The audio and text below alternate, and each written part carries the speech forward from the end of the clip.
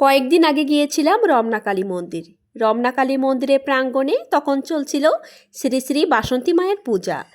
ঢাকায় থাকাকালীন সময়ে যদি কোনো পূজা পার্বণের গন্ধ পাই তাহলে ছুটে গিয়ে মায়ের প্রণাম করে আসি, মায়ের দর্শন করে আসি। আমরা মন্দিরে পৌঁছাই দেখি অধিক ভক্তের সমাগম ঘটেছে। তিল পরিমাণ জায়গা নেই দাঁড়ানো কিংবা বসার। পুরা মন্দির প্রাঙ্গণ জুড়েই শুধু মানুষ আর মানুষ। যাই হোক, প্রথম অঞ্জলি শুরু হতে যাচ্ছে এবং আমরাও একটু বসে পড়লাম জায়গা নিয়ে। সুন্দরভাবে মায়ের অঞ্জলিটাও কমপ্লিট। মায়ের চরণে ফুলটা দিয়ে এসে আমি এবং ক্রিস একটু ভিডিও ক্লিপস নিচ্ছিলাম। মা ও ছেলে মন্দিরের ভিতরে বেশ কিছু সময় আমরা বসেছিলাম। বেশ ভালোই লাগছিল। আসলে ধর্মীয় স্থানে গেলে মন পবিত্র হয়। বাইরে বের হয়ে দেখি বায়োস্কোপ। আমার মেয়ে তো দাঁড়িয়ে আছে, এখান থেকে নড়বেই না।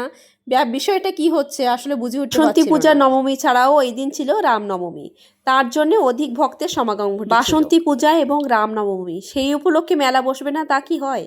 মন্দিরের ভিতরে বেশ ভালোই মেলা বসেছিল, আর বাইরে ছিল খাবারের স্টল। খাবারের স্টলে সবই ছিল নিরামিষ খাবার। অন্য সাইডে মালা বা জপের মালা, অন্যান্য ধূপ বা মোমবাতি যেগুলো পূজার সামগ্রী লাগে সেগুলোই বিক্রি হচ্ছিল।